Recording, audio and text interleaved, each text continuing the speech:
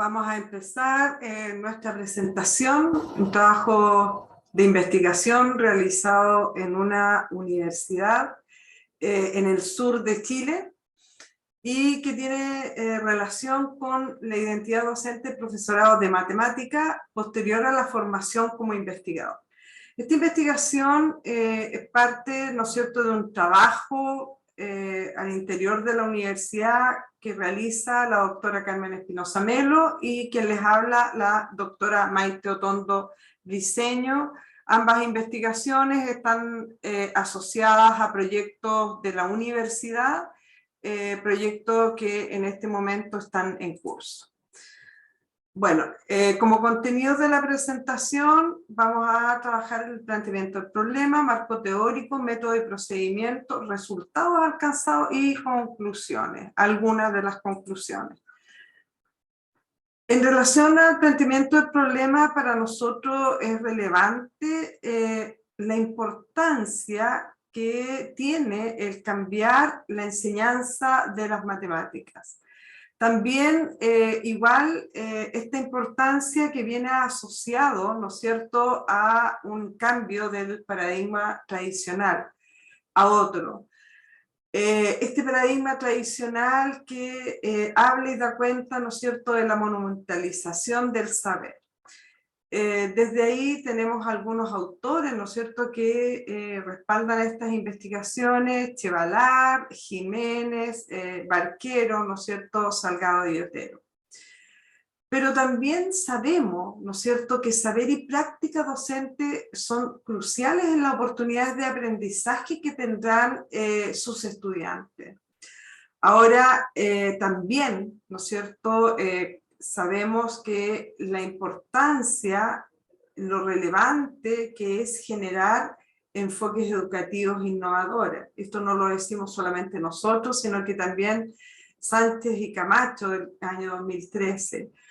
Igual todo lo que promueven, ¿no es cierto?, el Ministerio de Educación de Chile, que tiene que ver con aulas diversas, inclusión educativa, coenseñanza, debe beneficiar en primera instancia, ¿no es cierto?, al estudiantado.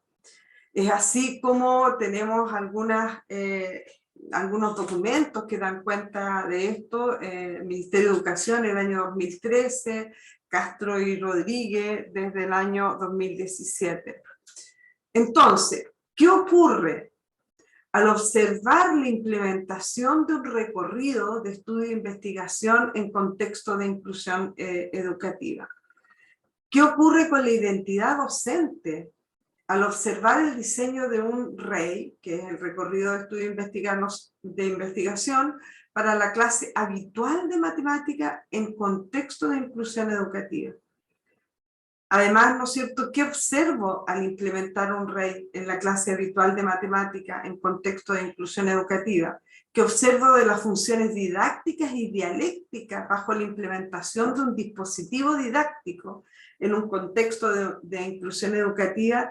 ¿Y cuál es el significado de la experiencia docente ante la implementación de un REI en contexto de inclusión educativa? Ya viendo también cuáles son los principales obstáculos y cuáles son los principales facilitadores de ello. Es así como en esta investigación el objetivo general fue analizar la implementación de un recorrido de estudio e investigación en la asignatura de matemática en quinto básico de un colegio particular subvencionado de la comuna de Lota en contexto de inclusión educativa. Y concretamente el objetivo específico es describir qué aspectos conforman o configuran el perfil identitario del profesorado de matemática en formación como investigador. Bueno, en relación a el marco teórico referencial, nosotros revisamos la teoría antropológica de lo didáctico, también el currículum nacional y la política pública en relación a la formación, ¿no es cierto? Revisamos también temáticas como inclusión y coenseñanza y también la identidad del investigador. Es así también como desde la propuesta de la teoría antropológica de lo didáctico revisamos aquello que es una estrategia, ¿no es cierto?, que promueve la teoría antropológica de lo didáctico, que es el recorrido de estudio e investigación, las funciones didácticas, las funciones dialécticas, pero además la pedagogía de la investigación y el cuestionamiento de mundo. De tal forma que con respecto a el recorrido de estudio e investigación es un dispositivo didáctico, una estrategia para desarrollar secuencias de enseñanza y aprendizaje. Esto no lo decimos nosotros, ¿no es cierto? Esto lo dice Fonseca el año 2011. Entonces, aquí se parte de una cuestión de interés real para la comunidad de estudio. Una pregunta generatriz. Durante el recorrido se generan otras diversas preguntas, ¿no es cierto? Y es así como llegamos a método y procedimiento. La metodología que nosotros seguimos es del paradigma interpretativo, ¿no es cierto?, de metodología cualitativa, y el diseño es un estudio de caso, ¿ya? Como recopilación, ¿no es cierto?, de la información, primero hicimos una selección intencionada de los informantes, una técnica de observación, lo primero, ¿no es cierto?, instrumentos y pautas de observación, y también entre estos instrumentos la bitácora o diario de campo como técnica. ¿Cómo analizamos la información? Primero hicimos un análisis de contenido cualitativo, donde primero está la codificación, ¿no es cierto?, la reducción de datos, codificación y categorización. Promovemos con esto la calidad de la investigación, como la credibilidad, auditabilidad y transferibilidad. Además, el análisis de la información se hizo mediante el software NVivo. ¿Qué actividades observamos? Y aquí está el trabajo de campo mediante los diarios ya de observación. Primero, la organización de coenseñanza al interior de aulas, el diseño de dispositivo didáctico, la implementación también, ¿no es cierto?, del dispositivo didáctico y el análisis de los resultados. Y aquí les queremos mostrar también de alguna manera qué tareas concretamente. Por ejemplo, aquí conjunto de datos, la tarea identificar un conjunto de datos, es la tarea que se le entrega a los estudiantes. Luego, otra tarea, promedio o media aritmética. Para esta tarea, ¿no es cierto?, calcular el promedio de un conjunto de datos y argumentar en qué situaciones es conveniente calcular el promedio. Otra tarea, tablas de doble entrada. Aquí, primero, la tarea 1, ¿no es cierto?, fue caracterizar tablas de doble entrada, y la tarea 2, leer tablas de doble entrada. Otra tarea, gráfico, identificar tipos de gráfico y comparar información presentadas en gráficos.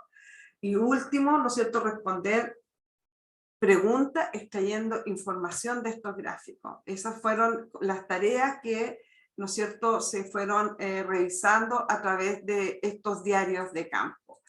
Bueno, como principales conclusiones, describir qué aspectos, por ejemplo, esto era el objetivo que nosotros nos planteamos, ¿no es cierto?, describir qué aspectos configuran el perfil identitario del profesorado de matemática en formación como investigador.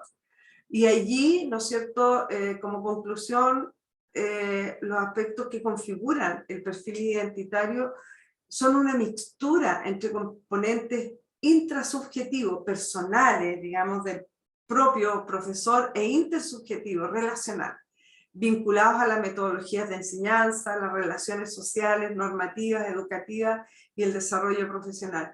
Claramente, ¿no es cierto?, aquí lo intersubjetivo tenía que ver con este componente de coenseñanza, ¿no es cierto?, entre el profesorado de aula, de matemática, y el profesor de educación diferencial, pero además relación, cómo se configura esta coenseñanza, qué relaciones se dan dentro de esta coenseñanza, considerando, ¿no es cierto?, las normativas educativas implementadas en el colegio. pero también tiene que ver con los componentes, ¿no es cierto?, intrasubjetivos, y esos componentes intrasubjetivos tienen que ver con, primero, la autoestima del profesor, un estilo docente y así muchos aspectos más. Los hallazgos muestran también una percepción positiva de los participantes. El dispositivo REI que se implementa, ¿no es cierto?, permite transitar desde la clase tradicional a una pedagogía de la investigación y el cuestionamiento del mundo. Y los datos, además, nosotros pensamos que contribuirán al uso de metodologías didácticas innovadoras, distintas, por parte de los docentes que se adecúan a los desafíos de la asignatura en el contexto de la enseñanza básica de la institución. Y con esto terminamos y le queremos dar muchas gracias por su atención.